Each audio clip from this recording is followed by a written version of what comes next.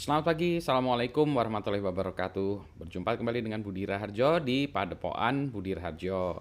Kali ini kita akan membahas tentang 5G, 5G, menyikapi kehadiran 5G. Nah, kita lihat apa sih sebetulnya tantangan dan peluang yang akan dihadapi oleh kita semua. Slide ini mudah-mudahan bisa saya buatkan online ya, tapi kalau enggak ya rekaman videonya aja ya. Baik, kita mulai satu persatu. Baik, kalau kita lihat sebetulnya apa ya karakteristik 5G? Sudah banyak video yang membahas tentang karakteristik 5G itu. Ini hanya singkatnya aja ya. Akses yang lebih cepat. Lebih cepatnya itu seperti apa? Nah, sebetulnya setiap generasi, baik itu 3G, 4G, dan 5G itu masing-masing punya apa ya batas minimum seharusnya ya. Jadi kalau 4G, 4G yang sebetul-betulnya 4G itu minimumnya adalah kecepatannya 100 Mbps ya, 100 megabit per second, itu harusnya minimalnya ya. Yaitu sebenarnya itu antara kecepatan kita dengan BTS-nya. Nah, hanya kadang-kadang implementasi 4G itu belum sampai segitu sehingga orang-orang membuat 4G LTE, long term evolution, itu artinya seolah-olah 4G tapi janji nanti sampai 100 Mbps itu ya. Pada akhirnya nanti 100 Bps itu. Nah, ini 5G juga gitu ya. 5G janjinya itu minimum 1 gigabit per second. Tentu saja itu dari kita ke BTS. Itu dengan catatan kita dengan BTS-nya jauh dekat ya, tidak terhalang oleh gedung dan sebagainya. Kalau karang gedung segala macam itu mungkin lebih turun daripada 1 Gbps ya, tapi itu.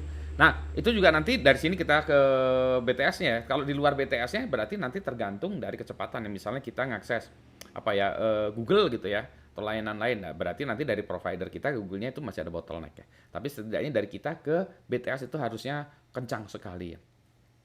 Satu itu ya kecepatannya. Yang kedua, lebih banyak perangkat yang bisa terlibat terhubung ke BTS itu. Sebagai contoh kalau kita misalnya ya kalau di Bandung ini kalau di ITB tuh dulunya ya sebelum Covid ini kita ada pasar seni. Jadi orang datang ke pasar seni, wah banyak orang, ribuan orang ke pasar seni gitu, sehingga BTS-nya mati karena ada terlalu banyak perangkat yang ingin terhubung ke BTS tersebut. Nah, 5G ini menambah banyak perangkat yang dapat terhubung ke BTS ya. Jadi kalau 5 ribuan gitu mungkin harusnya di dalam satu area itu semestinya katanya sih ya bisa lebih tertangani. Nah, ini cocok untuk Internet of Things ya salah satunya. Sebagai contoh kalau kita punya Internet of Things, kita punya jam tangan segala macam ya, itu semuanya akan terhubung ke internet, maka akan banyak devices yang terbentuk. Jadi kalau dari kecepatannya mungkin mereka tidak butuh data yang cepat ya, tapi dari segi jumlahnya ya, jumlah perangkat yang bisa terhubung itulah yang akan menjadi masalah ya. Yang berikutnya lagi adalah low latency. Low latency 1 milisecond. Jadi kalau kita ngomong apa langsung kedengeran gitu ya. Bahkan kalau belum ngomong udah kedengeran. Wah, itu bukan 5G itu ya. Itu 99G ya. Nah, jadi pertanyaannya apakah 5G ini good enough ya? Sudah cukup gitu. Nah, kalau dulu bangsanya 2G itu belum good enough ya untuk berbagai aplikasi, belum cukup karena terlalu lambat segala macam. Kalau 5G ini menurut saya sudah good enough sehingga tidak ada hambatan lagi. Kalau saya analogikan tuh gini, kalau dulu jalan di depan rumah kita itu adalah jalan gang yang kecil hanya bisa masuk motor, ya, atau jalan depan rumah kita jalannya lebih besar ya, tapi jalannya tanah atau berbatu-batu ya, bukan ini. Nah, ini kalau ini jalannya itu udah lebar, bisa 3 jalur hot mix, jadi ngebut ya, jadi gitu. Nah, jadi nanti masalahnya itu adalah sebetulnya kalau kita di depan rumah kita ini ada jalan yang satu jalur itu ada bisa apa satu sisi ya satu sisi itu ada bisa 3 jalur itu hot mix itu kita bisa apa berarti peluangnya apa itu kalau kita tidak siap seperti yang sudah di Indonesia di dunia fisik ya begitu jalan kita dibuat hebat di hot mix maka yang terjadi adalah anak-anak ngebut naik motor. Jadi yang terjadi apa? Kita pasang polisi tidur. Aduh. Jadi percuma juga itu ya jalan dibuat cepat hot mix tapi isinya polisi tidur atau portal ya. Jadi nah ini juga sama gitu. Boleh jadi dari kita ke BTS kenceng tapi abis itu di portal ya. Jadi 5G ini ya, jadi 5G lebih cepat, lebih banyak perangkat dan low latency. Nah, lantas apa yang bisa kita berbuat dengan itu ya gitu. Jadi kita lihat peluangnya apa sih ya, peluangnya. Ya peluangnya ada berbagai potensi aplikasi baru ya yang membutuhkan kecepatan tinggi, latency rendah dan banyak perangkat. Nah, kita lihat ya apa saja yang bisa seperti itu gitu ya. Ya, kita lihat apa sih gitu ya. Eh, kita lihat adanya aplikasi-aplikasi yang mungkin dulu belum kejadian karena teknologinya belum ada. Jadi kita menantikan killer application untuk 5G ini. Eh, apa ya killer application? Nah, saya cerita dulu dengan perjalanan saya. Jadi dulu saya punya toko musik digital yang namanya Digital Beat Store. Toko musik kami itu secara fisik berada di Blitz Megaplex bioskop itu ya. Nah awalnya mulanya itu adalah di PVJ Paris Van Java di Bandung. Nantinya kita ada juga di Grand Indonesia, kemudian kalau itu Pacific Place baru mau dibuat waktu itu ya, habis itu kami tutup. Ini tahun 2006 waktu itu mulainya, jadi ini ya untuk sejarahnya. Kenapa saya buat toko musik digital fisik di Blitz Megaplex gitu, di tempat bioskop? Karena pada zaman itu internet ya dalam artian kalau orang pakai handphone itu masih pakai GPRS. Itu kecepatannya rendah banget. Nah, alhamdulillah yang masih muda-muda sekarang nggak ngamanin zaman itu ya. Itu udah kecepatan rendah, kadang-kadang putus, harganya mahal. Jadi download satu lagu MP3 yang mungkin ya yang formatnya nggak terlalu hebat amat ya, 3 megabytes itu ya atau 4 megabytes itu di download itu bisa seharian 50.000 dan kalau putus nangis ya. Jadi dengan kata lain nggak bisa, internetnya belum ada. Jadi saya terpaksa buat toko fisik. Yang kedua, kalau misalnya beli lagu Rp5.000, bayarnya pakai apa? Wah, pada zaman itu micro payment belum ada ya. Payment gateway belum ada, atau bukan belum ada, sudah ada tapi charge-nya mahal. Jadi kalau saya pakai layanan payment gateway itu ya, untuk satu transaksi mungkin saya harus bayar 15.000 atau paling murah 5.000. Jadi barang yang mau dibeli 5.000, biaya untuk transaksinya 5.000 atau 15.000. Tekor. Sehingga makanya dibuat toko fisik sehingga kita bisa cash and carry.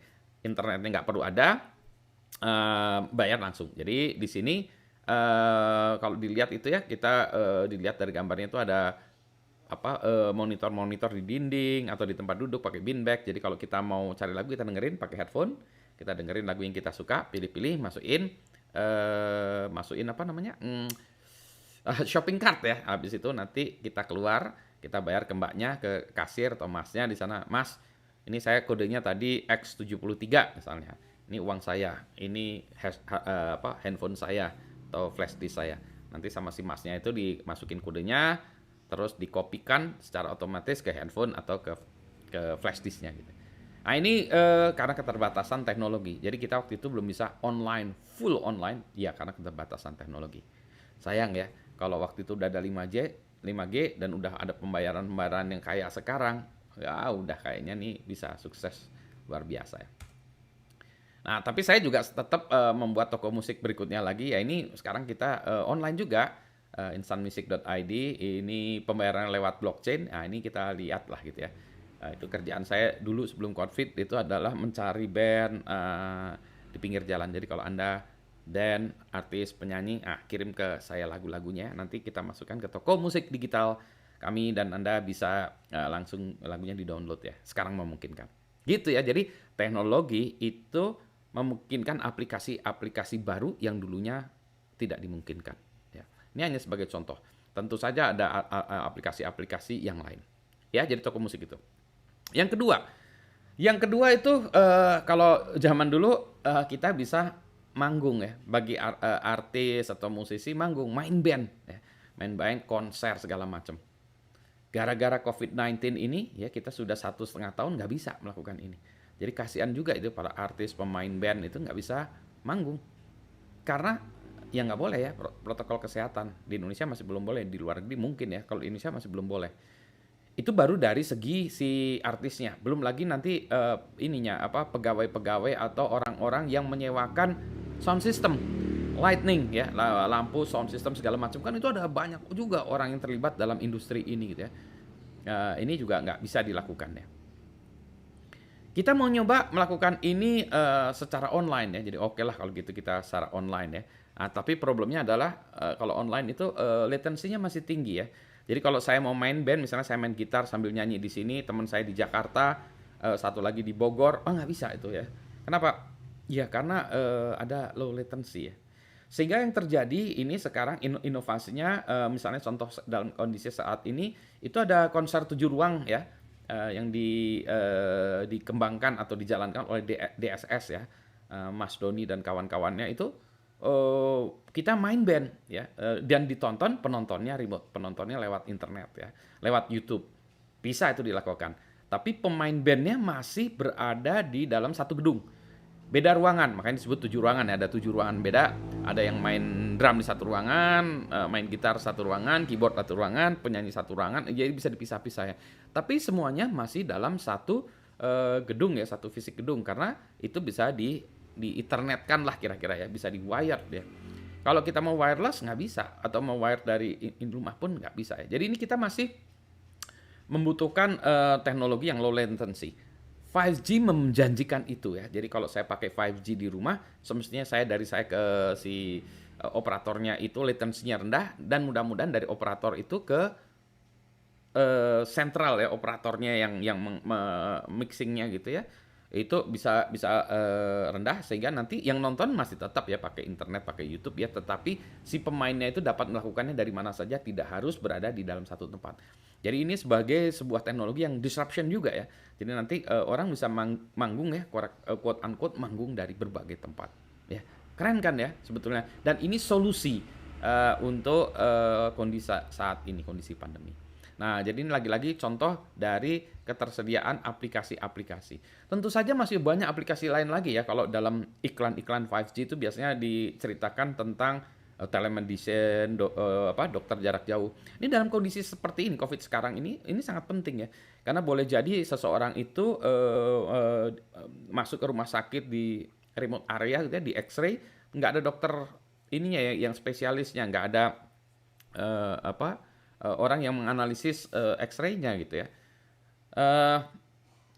Nggak ada radiolognya. Nah, jadi nanti radiolognya misalnya terjadi di Kota Bandung, orangnya ini ada di Garut misalnya gitu ya. Jadi data dari yang di Garut itu bisa langsung dilihat oleh radiolog di Bandung, ditentukan oh ya nih diindikasikan COVID, tidak, potensi apa gitu. Jadi ini telemedicine real ya, sekarang bisa dilakukan dengan 5G.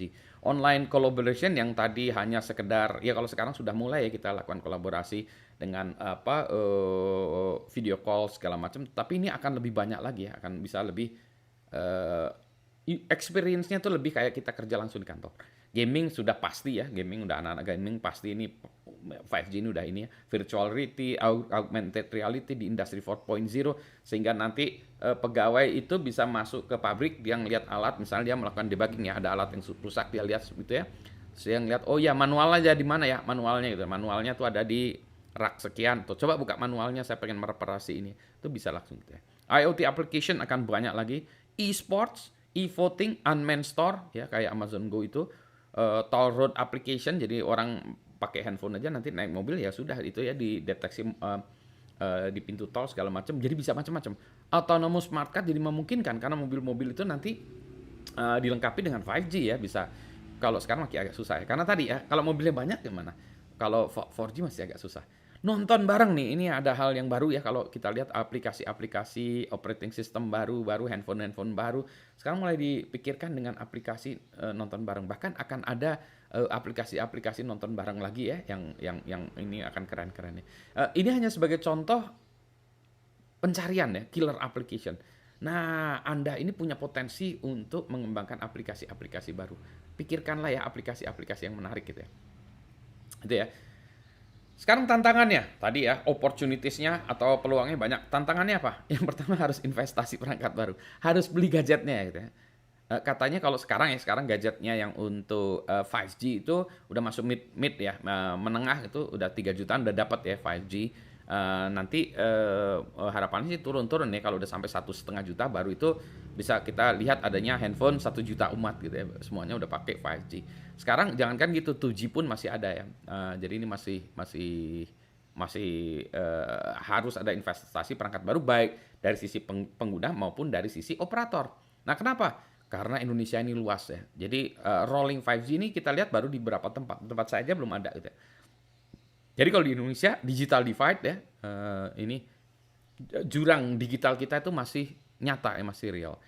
Nah inilah ya, jadi tapi ini ada peluang ya, jadi tempat-tempat yang belum dipasangin seluler ya, atau belum terjangkau internet, belum sinyal, langsung aja nggak usah lewat 2G, 3G, 4G, langsung aja sama operator dipasang 5G, dia loncat, leapfrog ya. Jadi tidak ada beban-beban atau apa ya, yang lama, aset lama gitu ya, aset lama, liabilities ya, nggak ada lagi karena dia langsung loncat ya. Tapi ini akan membutuhkan waktu untuk rolling di mana-mana. Tapi pada prinsipnya kita akan lari ke sana. Itu sesuatu hal yang apa ya, keniscayaan. Tinggal ini masalah waktu aja sih ya. Berikutnya lagi, nah dengan adanya kecepatan yang tinggi segala macam, perangkat yang lebih kenceng, maka kita akan menghasilkan data yang lebih banyak, video yang lebih banyak, cerita yang lebih banyak segala macam. Nah, kalau orang bilang data is the new oil, kalau saya bukan, data adalah sampah baru karena kita akan menghasilkan sampah-sampah yang baru. Kecuali tadi kita menghasilkan karya-karya yang positif, yang bagus-bagus, bukan sampah. Itu adalah minyak ya, bisa data sebagai minyak. Tapi kalau kita ngaco, ya data sebagai sampah. Maka itu tadi ya, opportunities-nya kita lihat ya, tantangannya kita akan banyak sampah juga. Berarti harus ada mekanisme meminta sampah. Terus berikutnya lagi nanti berlangganannya gimana ya. Kalau sekarang kan ada langganan ya, kuota-kuota kita kan ya 1 giga atau 3 giga Rp15.000. 3 giga Rp15.000 kalau 1 Gbps. 3 detik habis tuh ya. What? Habis 15.000, 15.000, 15.000. Aduh mah. Ya, jadi mungkin model bisnisnya beda lagi ya. Tentu saja ini kalau kita pakai 1 gigabit ya. Tapi belum tentu demikian kan ya. Tapi ini pada prinsipnya harus dipikirkan ya. Kalau enggak nyerot ya. Nyedot ya. Berikutnya lagi, nah kalau sistemnya sudah besar, misalnya saya perusahaan ya, saya perusahaan atau yayasan atau organisasi atau pemerintahan ingin memberikan layanan baru ya, layanan baru. Kita lihat penggunanya akan lebih banyak, satu ya, kan punya banyak, karena handphonenya akan banyak segala macam, dan mereka lebih kencang-kencang. Kalau dulu itu digencet atau di apa ya, choke point-nya itu atau bottleneck-nya itu di jaringannya, sekarang terbuka, jalan tolnya gede-gede gitu ya. Jadi kalau kita dulu buat warung ya, warung tempat makan yang datang ya sedikit ya, ya alhamdulillah ada lah gitu ya, cukup. Sekarang yang ngantri dari jalan tol ya, karena jalan tolnya gede. Berarti ketika kita mengembangkan aplikasi, maka kita harus melakukan capacity planning yang benar ya. Menghitungkan kapasitas. Itu nanti berarti larinya ke servernya, ke disknya, ke networknya, ke memorinya segala macam ya. Sehingga ini menjadi satu hal yang perlu diperhatikan. Kalau dulu kita membangun aplikasi itu boleh ngasal, sekarang nggak bisa lagi ya, karena ekspektasi harapan dari orang penggunanya udah pasti banyak ya. Jadi akan makin banyak.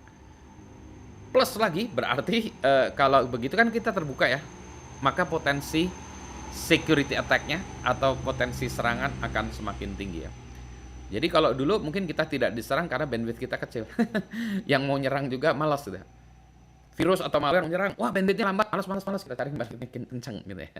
Begitu bandwidth kita kencang, maka si virus, malware atau orang akan nge-attack-nya dengan nyaman ya. Oke, kalau gitu kita attack ya.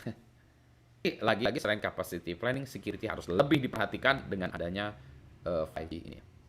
Nah, jadi apa nih kesimpulannya? Kalau kesimpulannya, ya ini rangkuman ya, concluding remarks ya. Jadi sebetulnya kalau dalam opini saya, 5G ini merupakan sebuah teknologi belumnya lagi. Karena ini kita sudah melalui batas tipping point ya. Kalau dibutuhkan bandwidth sekian, kita udah ngelewatin batas itu, ya sudah sebetulnya ini udah jalan raya gitu. Jalan tol lah ya. Jalan raya yang hot mix sudah. Kalau jalannya udah bagus hot mix, sudah sebetulnya ya. Kita sudah itu sekarang bebannya adalah bukan pada operator kita, tapi kita ya. Ada banyak peluang. Nah, siapkan Anda, saya untuk mengembangkan karya-karya untuk mengisi ini ya, mengisi tadi jalan-jalan ini ya. Kalau kita nggak melakukan demikian, maka kita hanya akan menjadi penonton. Atau dengan kata lain menjadi pasar. Maka kita akan menjadi konsumtif. Kita keluar uang, beli pulsa segala macam, tapi kita tidak menghasilkan karya atau tidak menghasilkan penghasilan dari tadi ya. Bayar 20.000 sebulan kan kita berharap dapat penghasilan 30.000. Kalau kita keluar 20.000 sebulan, 20.000 ya 20.000 sebulan ya. Tapi kalau terus-menerus dan kalikan jumlah orang yang banyak, maka ini akan merugi ya. Kita akan menjadi konsumtif ya. Jadi dengan dia teknologi 5G ini malah jadi konsumtif, bukan produktif ya. Maka kita carilah peluang itu yang menjadikan produktif. Contoh paling gampang, ini saya udah berkali-kali cerita tentang ide saya untuk membuat 1.000 pendongeng, ya 1.000 pendongeng. Jadi kita kumpulkan orang-orang yang pintar mendongeng, pintar bercerita. Nah, dengan 5G ini ya, maka dengan handphone ini yang bersangkutan itu bisa buat video langsung ya.